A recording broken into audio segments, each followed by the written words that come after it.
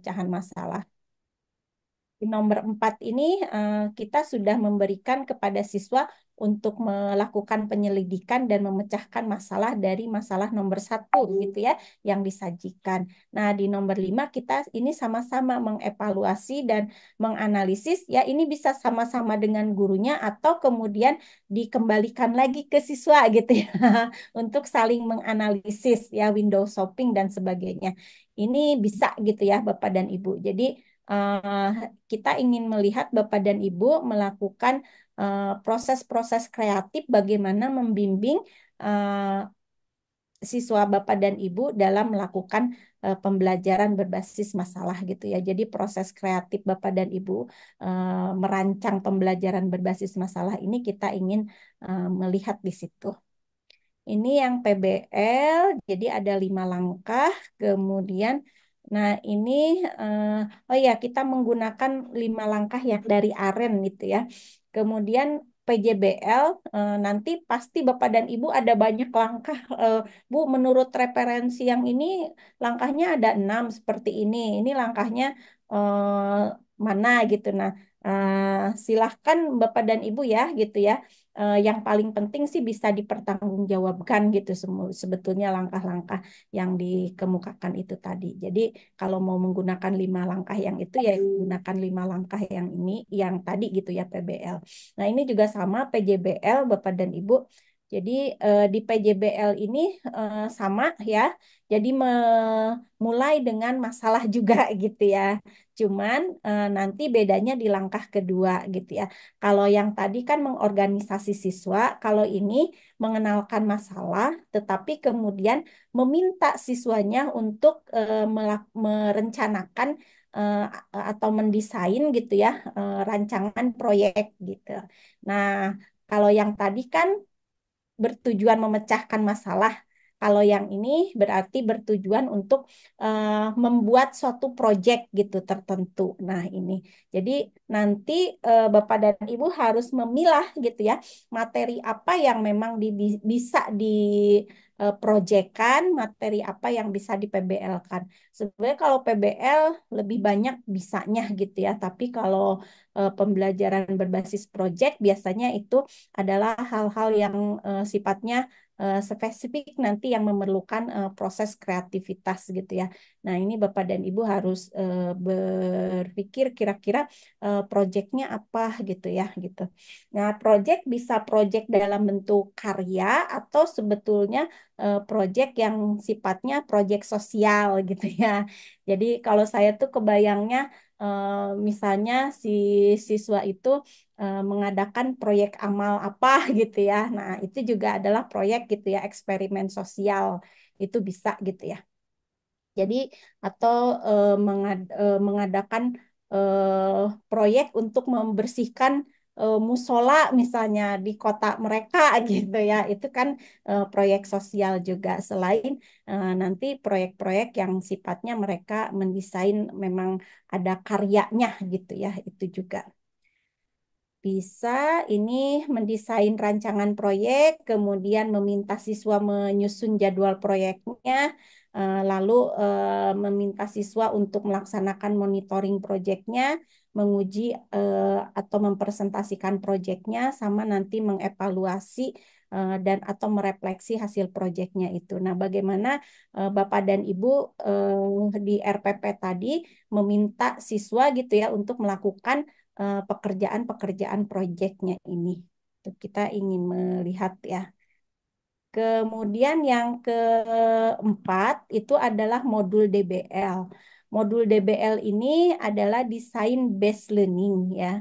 Jadi ini sebetulnya hampir mirip-mirip dengan PBL ya, cuman bedanya di sini kalau tadi ya Bapak Ibu memberikan permasalahan gitu ya. Ini juga sama Bapak dan Ibu memberikan gambaran atau meminta siswa mengidentifikasi ya masalah gitu ya.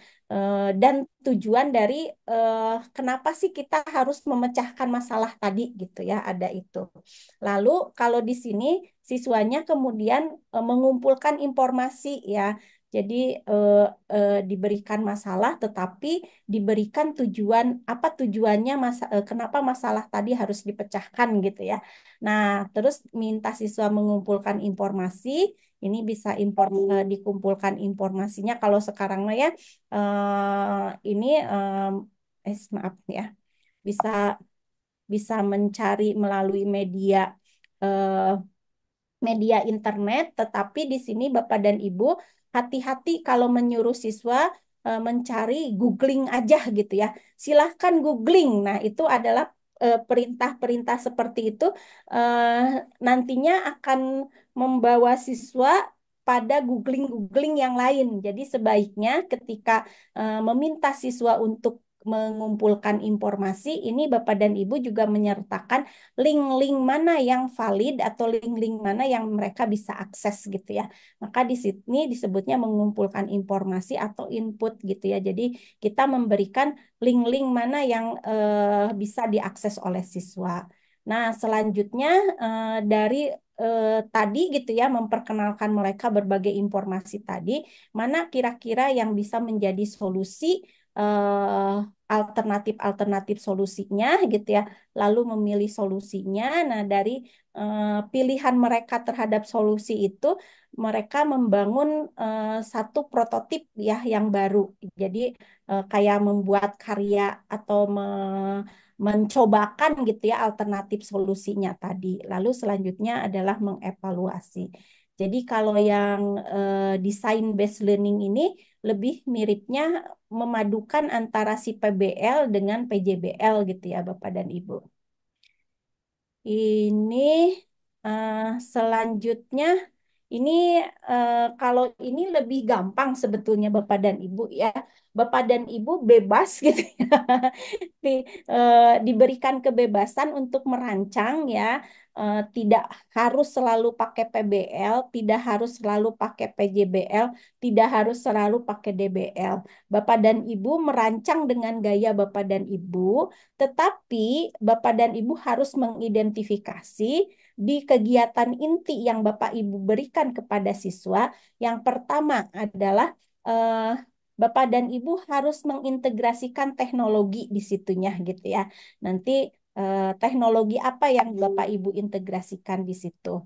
Nah, kemudian yang kedua, Bapak dan Ibu, mm-mm, Bapak dan Ibu bisa memilih Ya, pendekatan alhamdulillah tadi itu pedagogi sudah masuk sebagian kayak ya, pendekatan pedagogi eh, dalam mengajar eh, si siswanya tadi. Bebas Bapak dan Ibu kita bisa mengidentifikasi bahwa eh, itu mengandung teknologi, kemudian pendekatan pedagoginya ya, kemudian ada konten yang diberikan gitu ya. Jadi ini namanya adalah TPACK. Jadi teknologi, pedagogi, content knowledge.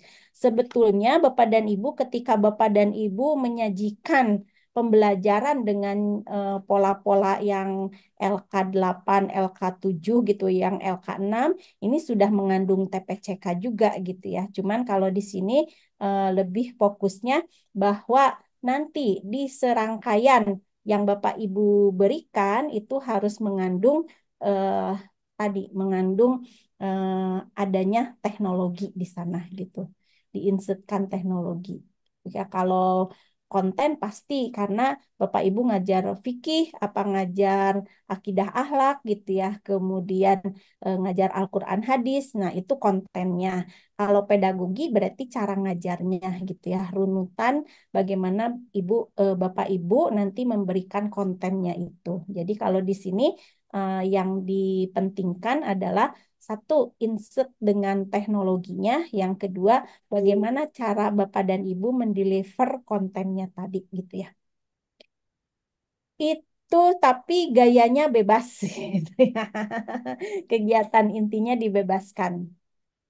Tuh, jadi ini yang ke-9 ini ingin melihat gaya mengajar orisinilnya, gaya mengajar Bapak dan Ibu seperti apa gitu ya.